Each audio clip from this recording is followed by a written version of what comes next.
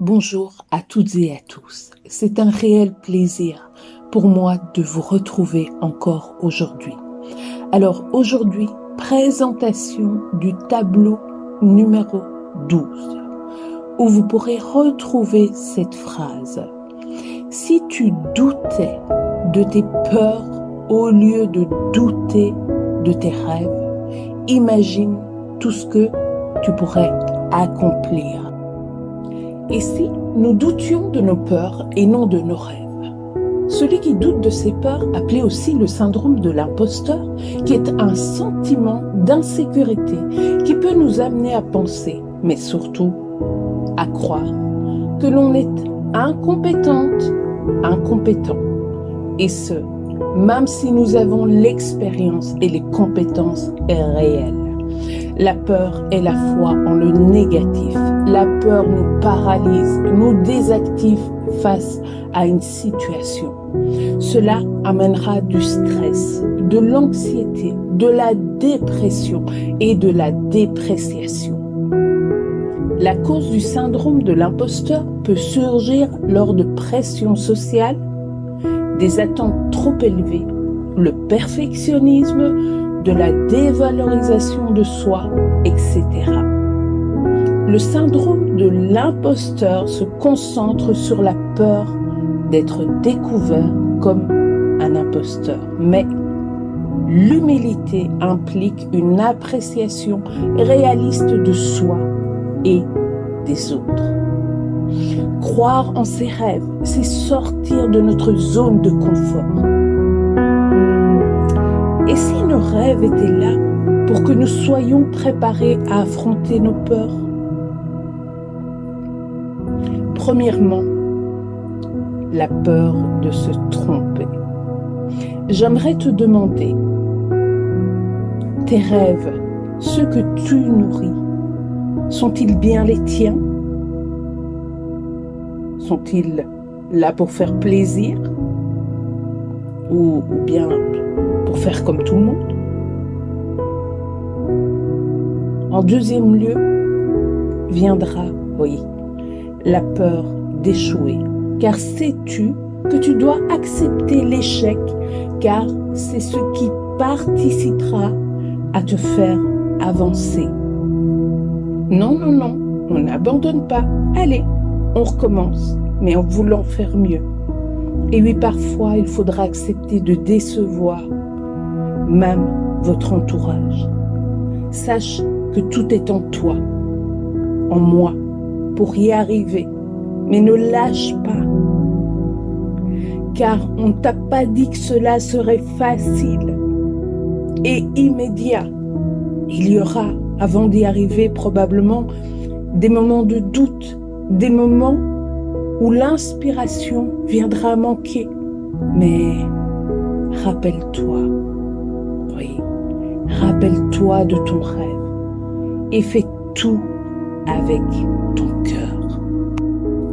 Troisièmement, le découragement.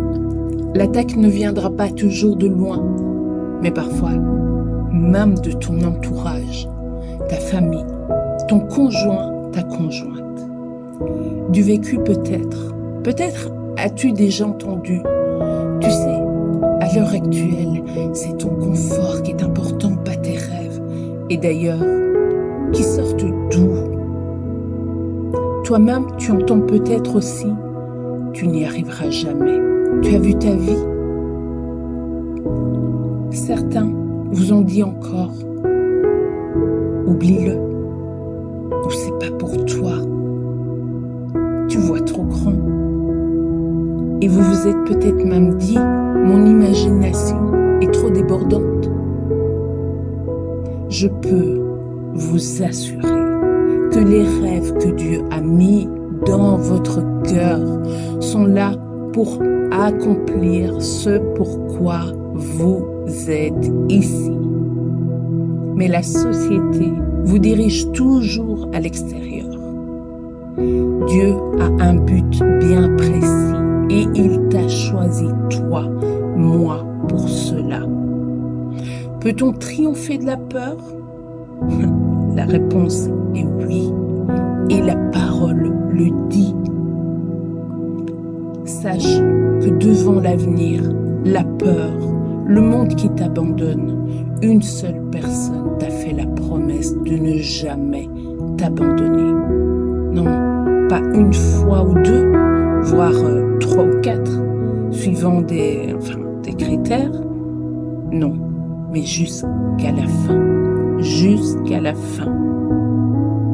Et d'ailleurs, j'ai choisi ce verset que l'on peut retrouver dans Ésaïe 41:10. Ne crains rien, car je suis avec toi. Ne promène pas des regards inquiets, car je suis ton Dieu. Je te fortifie. Je viens à ton secours. Je te soutiens de ma droite triomphante. Quand tu te regardes, tu penses que tu es un zéro. Eh bien, quand Dieu te regarde, il voit un héros.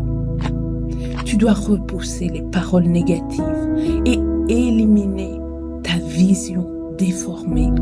C'est en refusant et résistant à la peur que tu la surmonteras.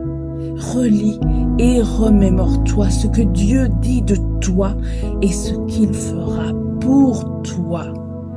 Ne vivez pas avec regret ce qui dort en vous, car le temps, lui, passe. Il ne vous attendra pas. Je tenais à remercier chacun de vous pour votre présence, pour votre écoute et le temps que vous m'avez accordé. J'espère vous retrouver lors d'une prochaine vidéo. Mais en attendant, portez-vous bien. À très bientôt. Au revoir.